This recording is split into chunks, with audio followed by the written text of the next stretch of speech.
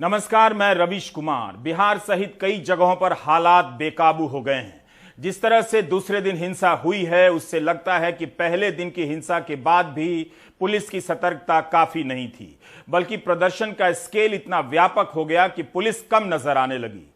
अग्निपथ योजना को लेकर आज भी सरकार इसके बचाव में जोर शोर से उतरी नजर आई। आज भी इसके विरोध में नौजवान भयंकर उग्र नजर आए। बिहार में कई जगहों पर बीजेपी के दफ्तरों और नेताओं के घरों पर हमले हुए हैं। सड़क यात्री से लेकर रेल यात्री आज फिर बिहार में जगह जगह घंटों फंसे रहे। बिहार में बड़े पैमाने पर रेलगाड़ियों को निशाना बनाया गया। मीडिया रिपोर्ट के अनुसार बिहार में 100 से अधिक गाड़ियों के रूट बदले गए और 55 ट्रेनों को रद्द किया गया है। जिस तरह से ट्रेनों को निशाना बनाया जा रहा है, लगता नहीं उस पर काबू पाना पुलिस के बस में है। पटना से सटे दानापुर रेलवे स्टेशन का यह हाल कर दिया गया, जबकि यहां बड़ी संख्या में पुलिस बलों की तैनाती की गई थी। इसके बाद भी नकाबपोश प्रदर्शनकारी प्लेटफॉर्म पर पहुंच गए और बेखौफ तोड़फोड़ मचाने लगे।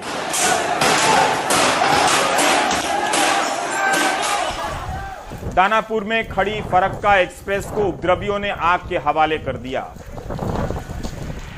यहां पर 2 इंजनों में भी आग लगा दी गई और तोड़फोड़ मचाई गई। स्टेशन पर जो बाइकें खड़ी थी पार्किंग में, उसमें भी आग लगा दी गई। आम लोगों की बाइक तक को नहीं छोड़ा गया। रेलवे सुरक्षा पुलिस की चेक पोस्ट को भी निशाना बनाया गया। पुलिस पर पथराव तक करने लगे और पत्थरों से बचने के लिए पुलिस ही भागने लगी। और खबरों के अनुसार एएसपी को जान बचाने के लिए फायरिंग तक करनी पड़ी। उसके बाद जब पटना एसपी और जिलाधिकारी हालात को संभालने के लिए दानापुर पहुंचे तो उन पर भी हमला किया गया। समस्तीपुर में भी आंदोलनकारियों ने दरभंगा नई दिल्ली संपर्क क्रांति एक्सप्रेस को फूंक दिया। पुलिस यहां कुछ नहीं कर सकी। ट्रेन में सवार यात्री जान बचाकर भागे। इस तरह से एक अच्छी खासी ट्रेन आग के हवाले कर दी गई। ट्रेन में लूटपाट भी मचाई गई। पेंट्री कार के भीतर कुछ नहीं बचा। भीतर से यह हाल कर दिया गया। यह वीडियो समस्तीपुर स्टेशन का है। गुस्साई भीड़ हाथ में डंडे लेकर प्लेटफॉर्म को अपने कब्जे में ले चुकी थी और बेखौफ गाड़ियों के शीशे तोड़ रही थी। लखीसराय में 2 ट्रेनों में आग लगा दी गई। जनसेवा एक्सप्रेस, विक्रमशिला एक्सप्रेस की बोगियां जलती नजर आईं। गुस्साए नौजवानों ने उस रेल पर ही हमला बोल दिया जिसके विभागों में भर्ती होने का सपना देख रहे होते हैं। लखीसराय में हिंसा के आरोप में 20 लोग गिरफ्तार हुए हैं। हाजीपुर बरौनी रेलखंड के मोहिउद्दीन नगर में भी जम्मू तवी गुवाहाटी एक्सप्रेस में आग लगा दी गई। ट्रेन की 2 बोगी जलकर खाक हो गई। मोहिउद्दीन नगर से काफी लोग सेना में भर्ती होते हैं। इस तरह बिहार और झारखंड के कई इलाके हिंसक और उग्र प्रदर्शनों की भेंट चढ़ गए। नालंदा में भी हटिया इस्लामपुर ट्रेन की बोगियों को फूंक दिया गया। पालीगंज में भी बसें जला दी गईं, पुलिस की गाड़ियां जला दी गईं। कहीं रेल मार्ग जाम किया गया तो कहीं पर सड़क मार्ग। बरौनी से लेकर बेगूसराय तक कई इलाकों में प्रदर्शन हुए हैं। आरा में पहले दिन स्टेशन पर भारी उत्पात मचाने के बाद आज सड़क पर प्रदर्शन हुआ। सुपौल, बिहिया, अरवल, बक्सर, डुमरांव में भी रेलवे ट्रैक को जाम किया गया।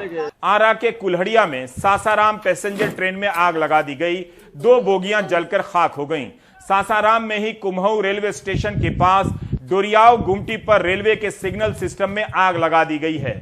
यहां की सड़कों पर छात्र पुशअप कर अपनी शक्ति का प्रदर्शन करते रहे। सासाराम से यह भी खबर है कि पुलिस पर भी गोली चली है। शिवसागर थाने का एक जवान दीपक कुमार सिंह के पैर में गोली लगी है, मगर खतरे से बाहर है। पलामू, जमुई, लोहरदगा और बोकारो में भी प्रदर्शन हुए हैं और रेल रोड जाम किए गए हैं। 5 साल एनसीसी किए हैं, 5-6 साल दे के एनसीसी किए हैं। सर्टिफिकेट हासिल करने में 5 साल लगा है, लेकिन मोदी सरकार क्या की है, 4 साल के जॉब दिए हैं।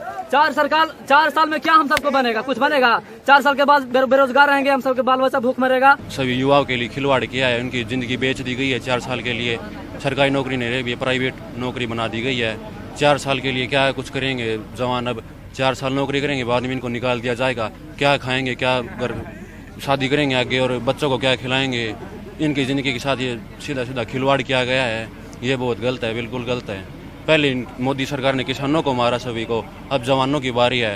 ये मोदी सरकार ऐसे ऐसे तो देश को खत्म कर रही है। बिहार आज बेकाबू नजर आया। 16 जून की हिंसा से ही संकेत मिल गए थे, फिर भी जिस तरह से पुलिस बेबस नजर आई, उससे यही लगा कि सेना की भर्ती की तैयारी करने वाले युवाओं पर सख्ती करने से बचा जा रहा है।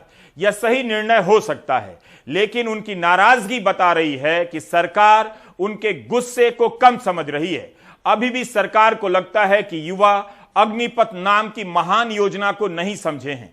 किसान आंदोलन के समय कहा गया कि किसान कृषि कानूनों को नहीं समझ रहे।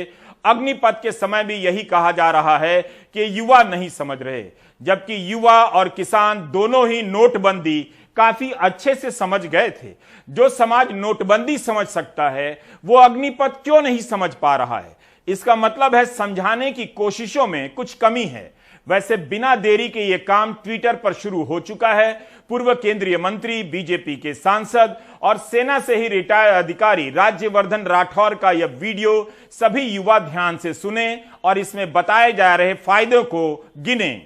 हर 4 में से एक व्यक्ति को सेना में 15 साल और कम से कम नौकरी करने का अवसर मिलेगा। तीसरा, जो बाहर भी जाएंगे, आप देखिए 24 साल की उम्र में आपके आसपास कौन सा ऐसा युवा है जो 20 लाख रुपए कमाकर 24 साल की उम्र का हो? और यही नहीं, बीएसएफ, सीआरपीएफ, पुलिस, इन सब के अंदर आपको नौकरी करने के लिए प्राथमिकता मिलेगी। 24 साल की उम्र में ऐसा भरोसा किसके पास है? ये जरा सोचिए। कितने अच्छे से इस वीडियो में पूर्व मंत्री ने समझाया है। बस 12 लाख का 20 लाख कर दिया है। एक दिन पहले सूचना प्रसारण मंत्रालय ने बताया था कि 24 साल की उम्र में करीब 12 लाख रुपए जमा होंगे, लेकिन अब भाजपा सांसद राज्यवर्धन राठौर कह रहे हैं 20 लाख जमा होंगे। बहुत सुंदर तर्क है। जिनकी नौकरी 4 साल या 4 से अधिक साल की हो चुकी है और जिनके खाते में 12 लाख या उससे अधिक जमा हो चुके हैं, इस वीडियो को सुनते ही भूतपूर्व होने का अभूतपूर्व सौभाग्य प्राप्त कर सकते हैं, इस्तीफा देकर रिटायर हो सकते हैं। सरकार ने ऐसी दलीलों से लैस प्रचार सामग्रियां ट्विटर सहित सोशल मीडिया पर फैला दी हैं। अग्निपथ के लॉन्च होने के ऐतिहासिक दिन 14 जून को गृहमंत्री अमित शाह ने 4 ट्वीट कर इसे क्रांतिकारी पहल बताया। अमित शाह ने इस क्रांतिकारी योजना के लिए मोदी जी का धन्यवाद भी किया है। अगर ट्रेन की पटरियों पर प्रदर्शन कर रहे इन युवाओं को किसी तरह ट्विटर पर लाया जाए तो यहां मौजूद सामग्रियों से उन्हें अग्निपथ के फायदे का अवश्य पता चल जाएगा। अग्निपथ के फायदे बताने में गोदी मीडिया भी कम मेहनत नहीं कर रहा, लेकिन आंदोलनकारी सड़क पर होने के कारण शायद नहीं देख पा रहे। एक बार देख लेंगे, उन्हें अपने किए पर पछतावा होगा कि ऐसी शानदार स्कीम को समझने का मौका गवाकर वे प्रदर्शन करते रहे, अपने ही देश की रेलगाड़ियों को जलाते रहे। कोरोना के कारण 2 साल से सेना में भर्तियां बंद थीं, मगर इसी दौरान कई 100 चुनावी रैलियां हुई।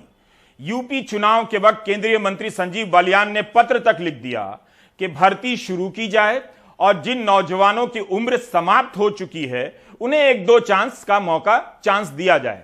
गोंडा की रैली में राजनाथ सिंह ने जब आश्वासन दे दिया, तब उसे पूरा करने में देरी क्यों हुई?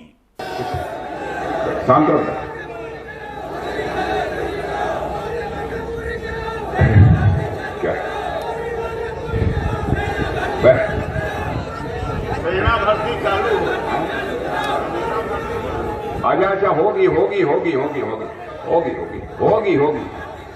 हाँ होगी चिंता मत।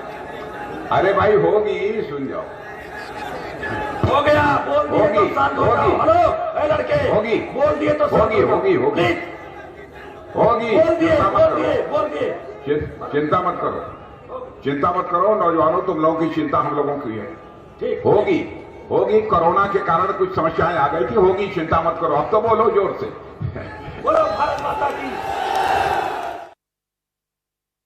यूपी चुनाव में इन युवाओं ने बीजेपी को भी खूब वोट किए, लेकिन तब भी उनकी मांग नहीं मानी गई। क्या यह अजीब नहीं है कि जो फैसला रक्षा मंत्रालय को कर लेना चाहिए था या अभी तक कर लेना चाहिए था, उस फैसले के लिए रक्षा मंत्री राजनाथ सिंह 3 ट्वीट कर प्रधानमंत्री मोदी को बधाई दे रहे हैं। लिख रहे हैं कि प्रधानमंत्री के निर्देश पर अग्निवीर की भर्ती में इस बार के लिए उम्र सीमा 23 साल की जा रही है। एक बार के लिए यह छूट उनके लिए है जो भर्ती बंद होने के कारण ओवर एज हो गए थे। 1 साल से देश भर में उम्र सीमा में छूट को लेकर युवा प्रदर्शन कर रहे हैं, तब फैसला क्यों नहीं हुआ? दैनिक भास्कर ने कुछ महीने पहले अपनी रिपोर्ट में लिखा था कि केवल सीकर और झुंझुनू में तैयारी करने वाले 1 लाख से अधिक छात्र ओवर एज हो गए। अब जाकर हिंसक प्रदर्शनों के बाद सरकार ने झट से उनकी मांग मान ली। नई अग्निवीर भर्ती में उम्र सीमा में छूट दी गई है, 21 साल से बढ़ाकर 23 साल कर दी गई है। कमाल है, देरी से लिया गया निर्णय भी संवेदनशील निर्णय कहलाता है, तो फिर असंवेदनशील निर्णय की परिभाषा क्या होगी? क्या इसी तरह की छूट यूपीएससी की परीक्षा देने वाले छात्रों को नहीं मिलनी चाहिए, जो अपनी इसी मांग को लेकर कोर्ट गए, कई बार प्रदर्शन भी किया? तब क्या माना जाए कि प्रधानमंत्री ने निर्देश नहीं दिया इसलिए छूट नहीं मिली? इनके मामले में तो कार्मिक मंत्रालय पर संसद की स्थायी समिति तक ने भी सुझाव दिया कि सरकार इन्हें एक मौका दे, लेकिन सरकार ने नहीं दिया। सरकार को लगा कि अग्निवीर योजना में एक बार के लिए 23 साल तक की उम्र बढ़ा देने से आंदोलन थमेगा, लेकिन आज तो और भी उग्र हो गया। बिहार में रेल और बसें ही नहीं बल्कि बीजेपी नेताओं के घर और पार्टी दफ्तरों को भी युवाओं ने जलाना और निशाने पर लेना शुरू कर दिया। यह बिहार बीजेपी के सबसे बड़े नेता का घर है। बेतिया से सांसद संजय जायसवाल और बीजेपी के प्रदेश अध्यक्ष का, जिस बेतिया से संजय जायसवाल कई बार चुनाव जीत चुके हैं, वहां पर उनके घर पर हमला हुआ। गेट को तोड़ने का प्रयास हुआ और शीशे तोड़ डाले गए। एक पुलिसकर्मी भी घायल हुआ। बाद में एसपी ने भीड़ को खदेड़ा, लेकिन उसी बेतिया में बीजेपी के विधायक और बिहार की उप मुख्यमंत्री रेणु देवी के घर पर भी हमला हो गया। उस वक्त घर के भीतर कई लोग थे। पुलिस ने तुरंत ही प्रदर्शनकारियों पर काबू पाया और खदेड़ा। यही नहीं, बेतिया में बीजेपी के कार्यालय पर भी हमला हुआ है। बेतिया शहर में भी कई जगह हिंसा हुई। सैकड़ों गाड़ियों के शीशे तोड़ डाले गए। बीजेपी के विधायक विनय बिहारी की गाड़ी पर भी हमला हुआ है। यह बगहा का बीजेपी कार्यालय है। यहां प्रदर्शनकारी घुस गए और तोड़फोड़ करने लगे, चीज सामान निकाल कर फेंक दिया। बगहा बेतिया से सटा है। सासाराम में भी बीजेपी के कार्यालय पर हमला हुआ है। प्रदर्शनकारी कार्यालय में घुसकर तोड़फोड़ करने लगे। समस्तीपुर में बीजेपी युवा मोर्चा के नेता के घर पर हमला हुआ। लखीसराय में भी बीजेपी कार्यालय में खिड़की के शीशे तोड़े गए हैं। बीजेपी के कार्यकर्ताओं को चोटें आई हैं। मधेपुरा में भी भाजपा कार्यालय पर सैकड़ों युवाओं ने इस तरह से हमला कर दिया। यहां पुलिस तो नजर आ रही है, मगर भीड़ से कम।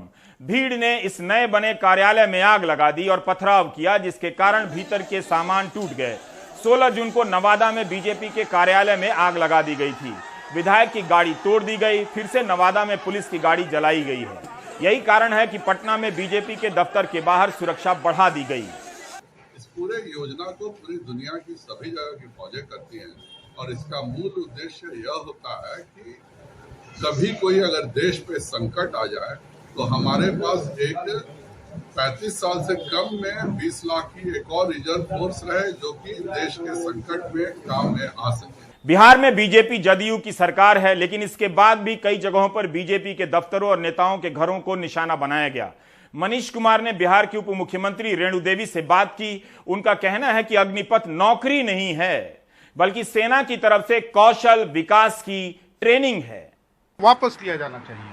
देखिए, वो व्यक्तिगत किसी की बात हो सकती है, लेकिन हर आदमी का सोच अलग होता है। अगर कोई कहे कि सेना में भर्ती का नौकरी का मतलब नहीं है, अगर हमने ये कहा है कि 4 वर्षों के बाद में जो बच्चे 25% छोड़ के जो बच्चे मिलेंगे उनको अग्निवीर कौशल पुरस्कार माने ये हम देने वाले हैं सर्टिफिकेट प्रमाण पत्र। कौशल मीन्स क्या होता है? कौशल मीन्स होता है कि हम लोग जो है ट्रेंड होके आए हैं और ट्रेंड लोगों का कहीं भी कमी नहीं है। ये भारत देश बहुत विशाल देश है, इसमें कमी नहीं। लड़कों का कहना है कि अगर वो 4 साल के लिए उनको नौकरी दी जाए तो नेताओं को क्यों नहीं? देखिए, सबसे बड़ी बात है कि 4 साल की नौकरी और नेता में दोनों में अंतर होता है। नौकरी नहीं है, अभी भी मैं कह रही हूँ कि नौकरी नहीं है, ये ट्रेनिंग है, ये कौशल विकास की ट्रेनिंग है, ये सेना की कौशल विकास की ट्रेनिंग है। बिहार के उप मुख्यमंत्री और बीजेपी के विधायक रेणु देवी ने जिस तरह से अग्निपथ को समझा, मनीष कुमार को समझाया है, उससे जाहिर है वे इस योजना को कौशल विकास योजना की नजर से देख रही हैं। कह रही हैं कि यह सेना के कौशल विकास की ट्रेनिंग है। यही तो युवाओं के भी सवाल हैं।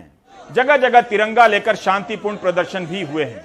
इन युवाओं को 4 साल के बाद कॉरपोरेट में सिक्योरिटी गार्ड का सपना दिखाया जा रहा है। क्या सरकार बता सकती है कि किस कॉरपोरेट में तैनात कितने सिक्योरिटी गार्ड को महीने का 21,000 या 31,000 वेतन मिलता है?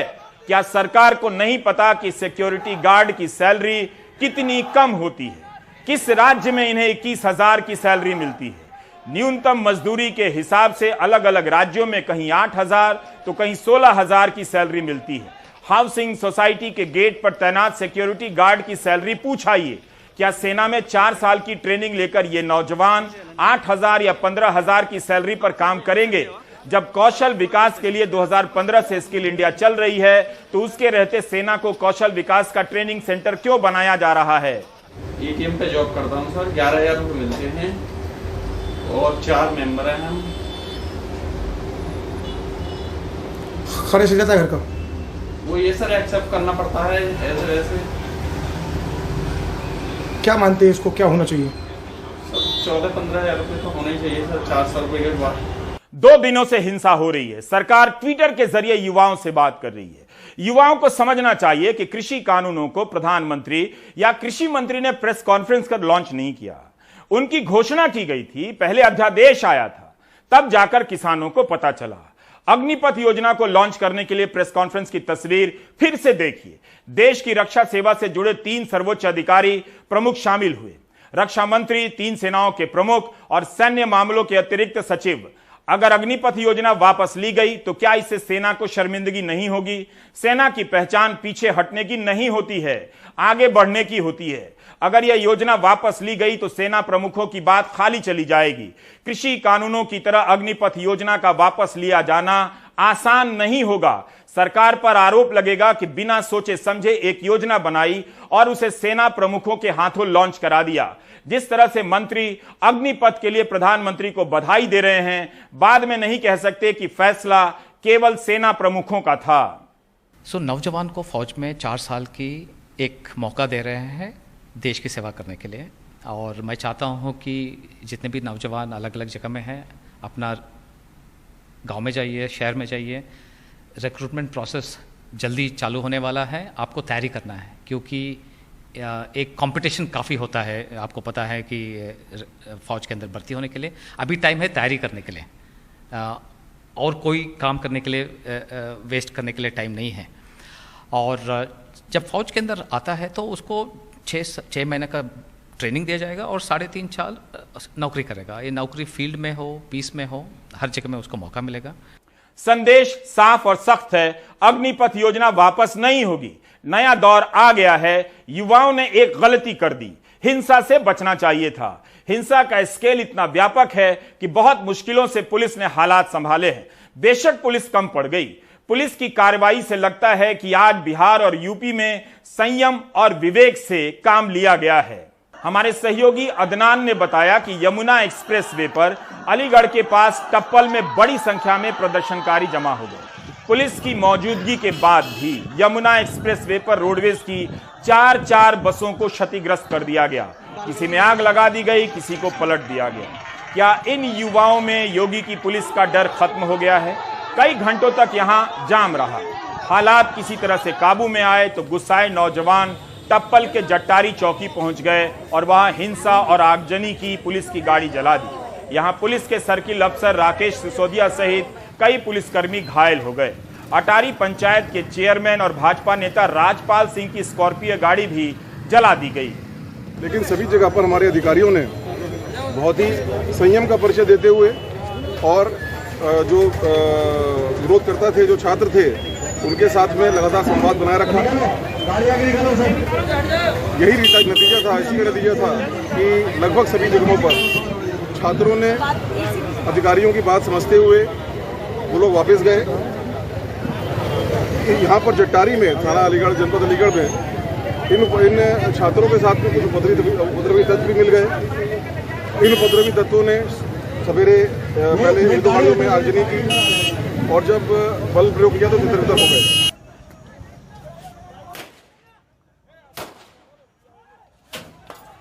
मथुरा में नेशनल हाईवे नंबर 2 से जाम हटाने के लिए पुलिस ने आंसू गैस के गोले भी दागे। यहां भी वाहनों को नुकसान पहुंचाया गया है, यात्रियों को चोटें आई हैं। आगरा में भी सड़क जाम हुआ। पूरब में बलिया में भी प्रदर्शनकारी रेलवे ट्रैक पर पहुंच गए और हिंसा करने लगे, रेल कोच में आग लगा दी। शहर के भीतर भी युवकों ने पथराव किए हैं। बलिया की जिलाधिकारी सौम्या अग्रवाल ने बताया कि 100 उपद्रवियों को गिरफ्तार किया गया है। ऐसा लगता ही नहीं कि इन्हें बुलडोजर का कोई खौफ है। क्या यूपी पुलिस 2 दिनों के भीतर इस तरह हिंसा करने वालों के घर पर बुलडोजर लेकर जाएगी, इनकी तस्वीरों के पोस्टर शहरों में लगाएगी? आखिर ये कैसे है कि इन युवाओं में हिंसा को लेकर कोई डर नहीं? बलिया की घटना को देखते हुए चंदौली में पुलिस सतर्क हो गई। आसपास के रेलवे स्टेशन पर मार्च करने लगी। बहुत सारे प्रदर्शनकारी अपना चेहरा ढक कर आए थे, डंडा लेकर आए थे। बनारस में एक जगह जमा होने से रोका गया तो राह चलते जो भी सरकारी गाड़ी मिली उस पर हमले करने लगे। रोडवेज के स्टैंड पर आकर दर्जनों बसों को क्षतिग्रस्त कर दिया। इस वीडियो से पता चलता है कि प्रदर्शनकारी आए और कुछ ही समय में तोड़ फोड़ कर गायब भी हो गए। जो लोग उपद्रवित थे उनमें स्टूडेंट्स के अलावा कुछ और भी लोग नजर आ रहे हैं। वीडियोस कैप्चर किए गए हैं, रेलवे स्टेशन के वीडियो कैप्चर हुए हैं, बस अड्डे के वीडियो कैप्चर हुए हैं। उनकी पड़ताल करवाई गई है। उनमें स्टूडेंट्स जो तैयारी करते हैं, जो असली आर्मी के एस्पायरेंट्स हैं, उनके अलावा भी कुछ लोग भीड़ में शामिल पाए गए हैं। फुटेज से उनकी जानकारी जुटाई जा रही है। नमाज का जैसे समय समाप्त होगा और भी थोड़े लोग फ्री होंगे तो और भी इसकी तहकीकात की जाएगी। करीब 10-15 लोगों को, ऐसे लोग जो स्टूडेंट्स नहीं हैं, स्टूडेंट जैसे नहीं लगते, आर्मी की तैयारी जैसे नहीं लगते हैं, ऐसे कुछ 10-15 लोग हैं, उनको डिटेन भी किया गया है। हिंसा करने वालों की भीड़ में दूसरे लोग भी हो सकते हैं, लेकिन इससे यह भ्रम नहीं होना चाहिए कि हिंसा की आग दूसरे लोगों से फैलाई गई है। जो विपक्ष अपने प्रदर्शनों के लिए 500 लोगों को नहीं जुटा पाता, 2 सीटें हासिल नहीं कर पाता, उसके सर साजिश का सेहरा बांधने से पहले युवाओं से संवाद स्थापित करने की बहुत जरूरत है। हरियाणा में आज किसानों के नेता गुरनाम सिंह ने युवाओं के आंदोलन को सपोर्ट कर दिया। रोहतक में धारा 144 लगी है, इसके बाद भी ट्रैक्टरों में सवार होकर प्रदर्शनकारियों ने बीजेपी के दफ्तर को घेर लिया। बड़ी संख्या में प्रदर्शनकारी रोहतक की सड़कों पर भर गए। जिंद जिले के नरवाना, महेंद्रगढ़ और बल्लभगढ़ में भी प्रदर्शन हुए हैं। हरियाणा में बिहार की तरह हिंसा नहीं हुई। फरीदाबाद में मोबाइल और इंटरनेट सेवा बंद कर दी गई है। पलवल में इंटरनेट बंद है। राज्य के गृह मंत्री अनिल विज ने कहा है कि हिंसा आगजनी करने वालों को बख्शा नहीं जाएगा। सभी की सूचियां बनाई जा रही हैं। पूरी हिदायतें दी गई हैं और सारों की सूचियां बनाई जा रही हैं कि जो भी तोड़फोड़ करेगा उसको हम किसी हालत में बख्श नहीं सकते। आप धरना दीजिए, जुलूस निकालिए, प्रदर्शन करिए, आपका अधिकार है, प्रजातंत्र है, लेकिन तोड़फोड़ करना, मारपीट करना, आगजनी करना को हम किसी हालत में बर्दाश्त नहीं करेंगे। उत्तर भारत के साथ साथ अग्निपथ का विरोध तेलंगाना भी पहुंचा है, वहां भी ट्रेन जलाई गई है। मध्य प्रदेश में भी ग्वालियर और इंदौर में प्रदर्शन हुए हैं। मुख्यमंत्री शिवराज सिंह चौहान ने कहा है कि राज्य में पुलिस भर्ती में वो अग्निवीरों को प्राथमिकता देंगे। ये बयान तब आया है जब पूर्व फौजी पुलिस भर्ती में 10% कोटा ना मिलने पर आंदोलन कर रहे हैं। कोर्ट में जा चुके हैं। अनुराग द्वारी की रिपोर्ट देखिए।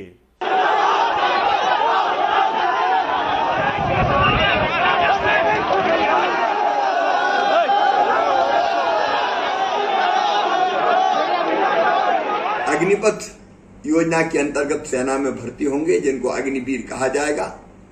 उन अग्निवीरों को मध्य प्रदेश पुलिस की भर्ती में भी हम प्राथमिकता देंगे। हालांकि लगता है मध्य प्रदेश के संभावित अग्निवीरों ने मुख्यमंत्री की बातों को अनसुना कर दिया। यकीन करते भी तो कैसे। ये मध्य प्रदेश के पूर्व सैनिक हैं। सरकार ने नियम बनाया था कि पुलिस भर्ती में इन्हें 10% तक आरक्षण मिलेगा। महीनों से आंदोलन कर रहे हैं क्योंकि इस दफे पुलिस भर्ती में इनका वायदा पूरा नहीं हुआ। 6000 पद निकले थे। नियमतः 601 पद एक्स सर्विसमैन के लिए आरक्षित होना था, लेकिन हुए सिर्फ 6। मामला जबलपुर हाई कोर्ट में है। पहली याचिका मुझे ये निर्देश थे कि एक भी कैंडिडेट एक्स सर्विसमैन का सिलेक्ट नहीं हुआ। सारे मध्य प्रदेश में 6 कैंडिडेट्स का सिलेक्शन का उन्होंने बोला। 3000 एक्स सर्विसमैन सिलेक्ट होने थे, सिर्फ 6 व्यक्ति सिलेक्ट हुए। रूल 1.15.2 में लिखा हुआ है 5 गुना एक्स सर्विसमैन, तो 5 गुना एक्स सर्विसमैन 3000 होते हैं। आपने 3000 कैंडिडेट नहीं सिलेक्ट किए, दिस इज इलीगल। तो हाई कोर्ट ने वो मेरी जो प्रथम याचिका है उसमें नोटिस जारी करके ये बोला इस याचिका के अंतिम आदेश के अध्याधीन जो भी सिलेक्शन प्रोसीडिंग है रहेगी। मामला सिर्फ पुलिसकर्मियों की भर्ती का नहीं है। सरकारी सपनों के सामने हकीकत ये भी है कि मध्य प्रदेश की सबसे बड़ी परीक्षा यानी राज्य सेवा परीक्षा 2021 के प्रीलिम्स 19 जून को आयोजित होने जा रहा है, लेकिन 2019 और 2020 का अंतिम परिणाम अभी तक घोषित नहीं हुआ है। 2019-2020 के लगभग 10,000 उम्मीदवार असमंजस में हैं। परीक्षा में देरी से बड़ी संख्या में उम्मीदवारों की उम्र निकल गई है। ये 2018 में अर्धसैनिक बलों के लिए चयनित उम्मीदवार हैं। पैरों में छाले हैं, हाथ में तिरंगा। 45 डिग्री की गर्मी में नागपुर से 50 से ज्यादा युवा दिल्ली की ओर चल पड़े हैं।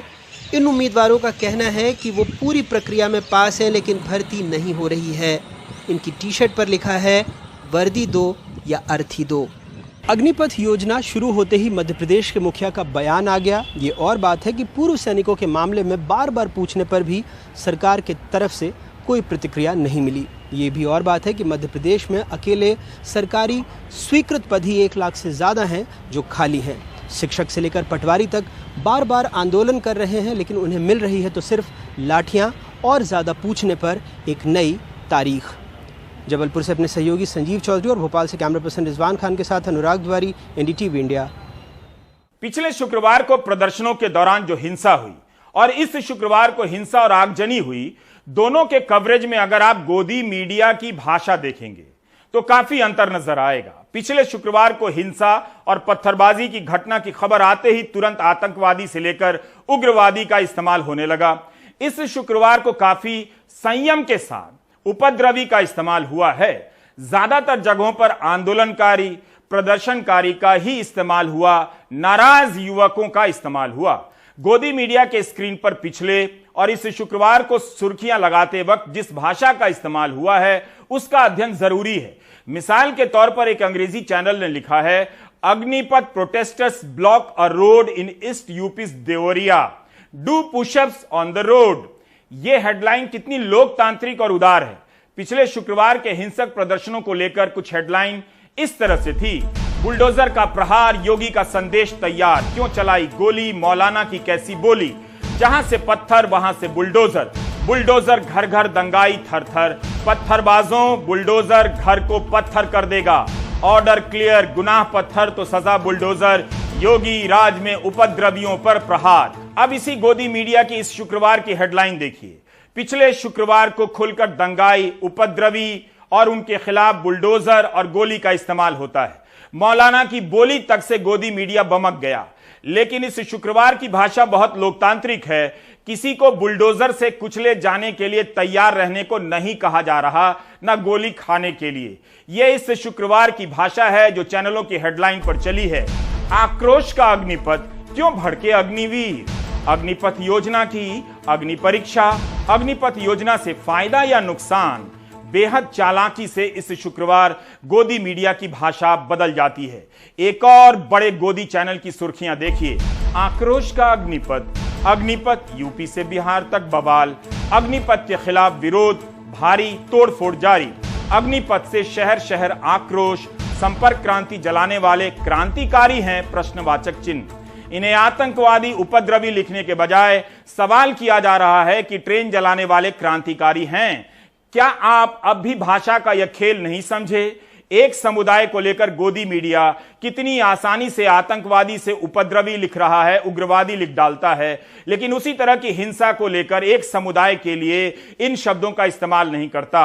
आतंकवादी की जगह आगजनी और बवाल का प्रयोग करता है। वाराणसी के पुलिस कमिश्नर ए सतीश गणेश ने कितनी सुंदर बात कही है। चुनिंदा हमारे ही ये बच्चे हैं, ये किसी बाहर के बच्चे नहीं हैं। इनको समझाने की जरूरत थी, इनको समझाया जा रहा है। इनको ये भी स्पष्ट किया जा रहा है कि जो सरकार की नीति है उसमें मात्र 3% अग्निवीर के माध्यम से रिक्रूटमेंट है, बाकी 97% जो रिक्रूटमेंट है वो ट्रेडिशनल रिक्रूटमेंट है, लॉन्ग टर्म का रिक्रूटमेंट है। तो इस तरह की भ्रांतियां जो सोशल मीडिया के माध्यम से हमारे युवाओं के बीच में फैली है, मैं आपके चैनल के माध्यम से, और मैं चाहूँगा कि इसको आप टेलीकास्ट करें कि ज़्यादा से ज़्यादा लोग इसके नीति को समझें, पहले सड़कों पे ना उतरें, शांति बनाने में पुलिस और प्रशासन का सहयोग करें, क्योंकि आफ्टर ऑल ये हमारे समाज के हमारे अपने बच्चे हैं। वाकई यह शुक्रवार भाषा में लोकतंत्र और उदारता का शुक्रवार है।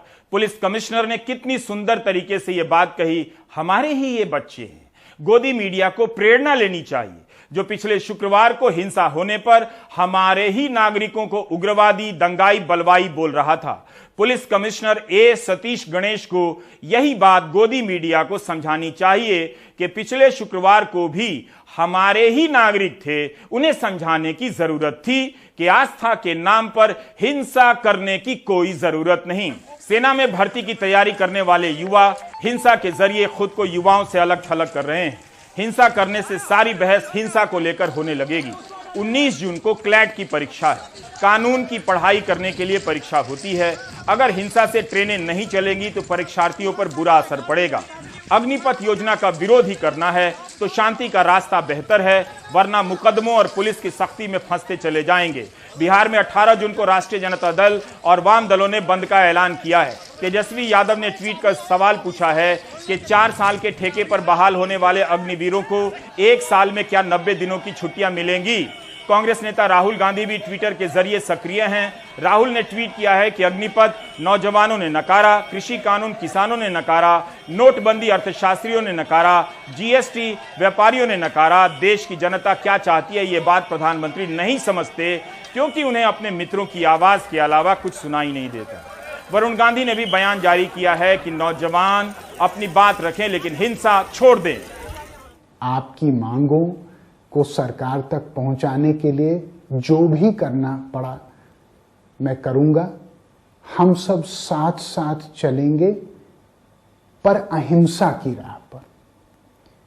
एक सैनिक के जीवन का प्रथम उद्देश्य ही राष्ट्र हित को सर्वोपरि रखना है।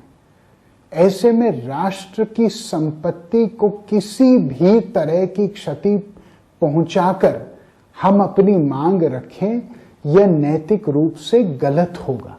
अग्निवीर योजना का फॉर्म निकलते ही लाखों लोग फॉर्म भरेंगे और तब इस योजना को सफल बताने की होड़ मच जाएगी। इस देश में लाखों लोगों का फॉर्म भरना कोई बड़ी बात नहीं। 7 जून की खबरें हैं। गुजरात में 3400 पदों की बहाली आई, 17 लाख फॉर्म भर दिए गए। जिस राज्य में 3000 पदों के लिए 17 लाख फॉर्म भरे जा रहे हैं, उस राज्य और देश में अग्निवीर के लिए कई लाख फॉर्म भरे जाएंगे। इसे लेकर किसी को शक नहीं करना चाहिए। यह सब इन अखबारों में छपा है और अग्निवीर के लाखों फॉर्म भरे जाएंगे तो मोटी मोटी हेडलाइनें छपेंगी। अग्निपथ योजना आ चुकी है और अब रहेगी। युवाओं को हिंसा का रास्ता छोड़ना पड़ेगा। अभी तक किसी ने उनकी पहचान कर उनके घर पर बुलडोजर चलाने की बात नहीं की है। यह कम बड़ी बात नहीं है, बल्कि पुलिस अफसर कह रहे हैं अपने ही बच्चे हैं।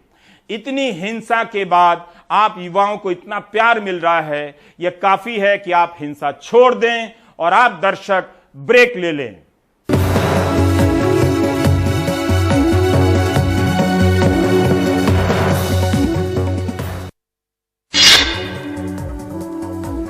राजस्थान के मुख्यमंत्री अशोक गहलोत के भाई अग्रसेन गहलोत के फार्म हाउस और दूसरे ठिकानों पर सीबीआई की टीम ने शुक्रवार को छापेमारी की।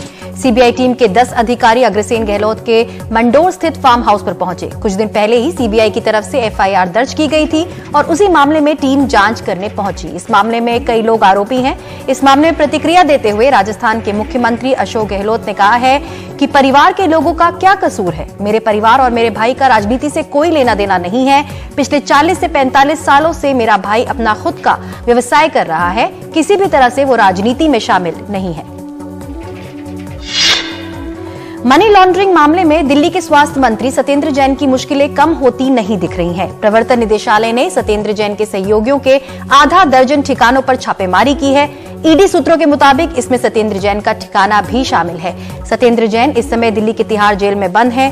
ईडी ने कुछ दिन पहले ही दिल्ली सरकार के मंत्री सत्येंद्र जैन और उनके सहयोगियों के यहां छापेमारी की थी। उस वक्त अलग अलग ठिकानों से बरामदगी का दावा किया गया था।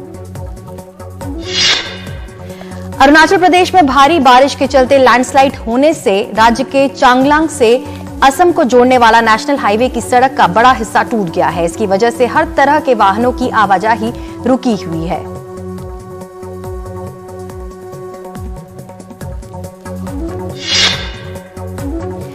मेघालय में लैंडस्लाइड और भारी बारिश की चपेट में आए 5 लोगों को अपनी जान गंवानी पड़ी, जिसमें 4 बच्चे शामिल हैं।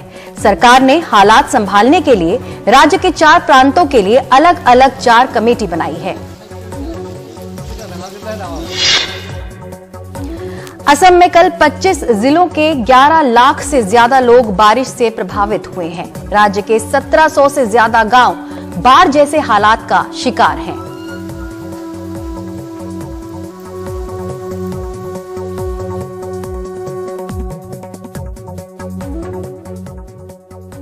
आप देख रहे थे प्राइम टाइम। नमस्कार।